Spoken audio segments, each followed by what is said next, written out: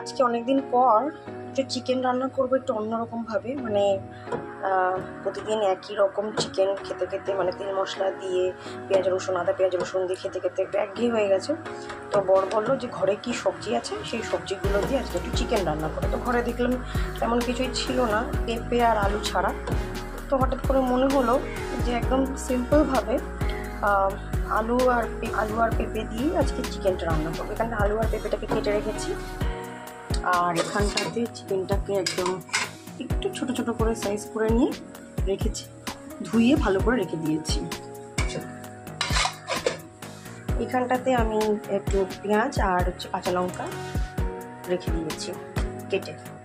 তেমন কিছু না, আমি প্রেশার কুকারেই যেহেতু করবো তাই জন্য আমি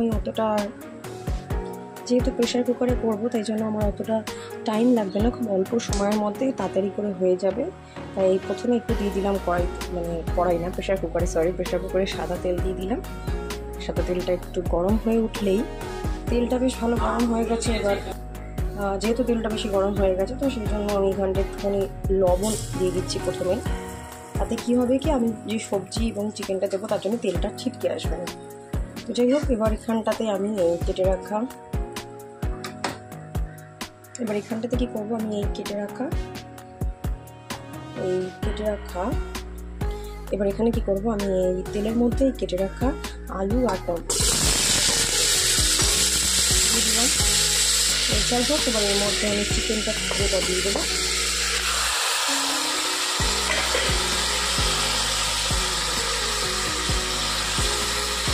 চিকেনটাকে দিয়ে দিলাম, আর এখানটা কেটে রাখা এই পেঁয়াজ আর কাঁচা লঙ্কাটাও দিয়ে দেবো,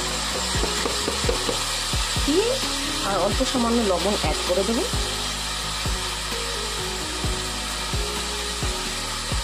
দিয়ে ভালো করে নাড়াচাড়া করে নেবো।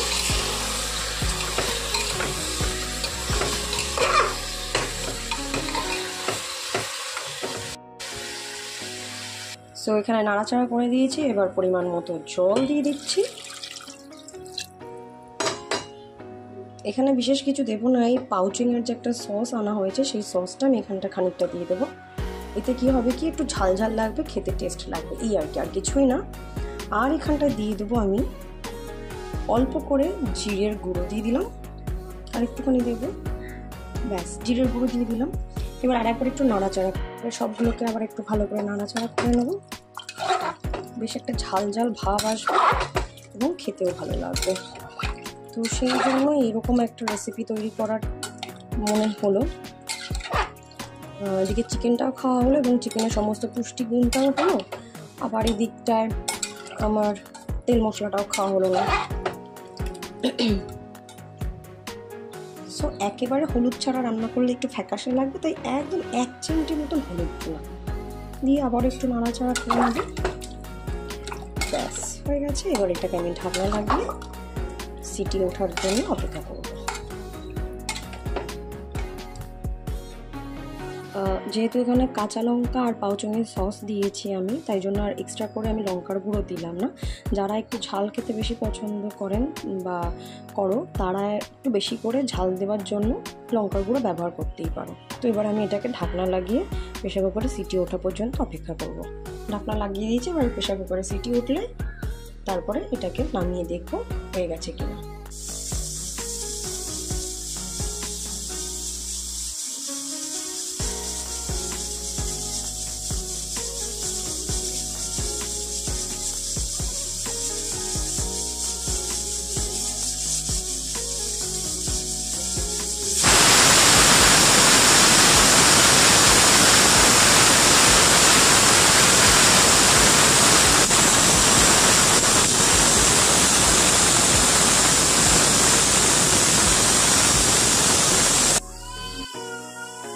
তিনখানা সিটি দিয়ে তারপরে গ্যাসটাকে আমি অফ করে রাখলাম। প্রেশার কুকার ঠান্ডা হয়ে গেছে, এবার আমি প্রেশার কুকারটা ঢাকনা খুলে দেখে নেবো কেমন হয়েছে। বাহ, মাংস সব ছোটো ছোটো করে কাটা আছে এবং পেঁপে আলু সব ভালোভাবে গলে গেছে, বেশ সুন্দরভাবে হয়ে গেল। খুব অল্প সময়ের মধ্যে কিন্তু রেসিপিটা তৈরি হয়ে যায় এবং খেতে কিন্তু অত্যন্ত সুস্বাদু। এবার প্রেশার কুকার থেকে এটাকে আমি একটা গামলার মধ্যে নামাবো, তো তার জন্য একটু তুলে একটু দেখিয়ে দিই কীরকম হয়েছে।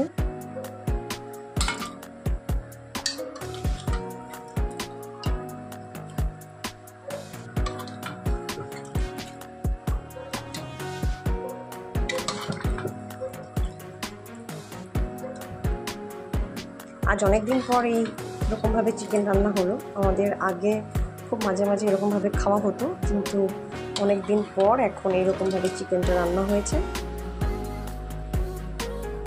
সো যাই হোক, আমি এটাকে পুরো সম্পূর্ণটা গামলায় নামিয়ে নিয়েছি। এই যে ঝোলের কনসিস্টেন্সিটা বেশ পাতলাই রেখেছি, আর এই যে চিকেন, আর তার সঙ্গে এই যে আলু আর পেঁপে। তোমাদের কাছে রেসিপিটা কেমন লাগলো আমাকে অবশ্যই জানাতে ভুলো না, আর বাড়িতে অবশ্যই ট্রাই করে খেতে পারো। সন্ধ্যার সময় স্যুপের মতন করেও খেতে পারো, আবার বাচ্চাদেরকে ওইভাবে খাওয়ানো যেতেই পারে, এবং যারা ডায়েট করে তারা তো অবশ্যইভাবে এই রেসিপিটা ফলো করলে খুব ভালো হবে। এবং যারা তেল মশলা খেতে ভালোবাসে না তাদের জন্য এই রেসিপিটা ভীষণভাবে উপযোগী। তো তোমরা আমাকে জানাতে ভুলো না কমেন্টে যে কেমন লাগলো তোমাদের কাছে এই রেসিপিটা। আবার দেখা হবে পরে কোনো ভিডিও বা লাইভে। অনেকদিন লাইভে আসা হয় না, এটা একটা কথা, সত্যি কথা। হ্যাঁ, আবার চেষ্টা করবো লাইভ করার। তো যাই হোক, তাহলে দেখা হবে আবার পরে কোনো ভিডিওতে। ততক্ষণ পর্যন্ত টাটা, সবাই ভালো থেকে সুস্থ থেকো।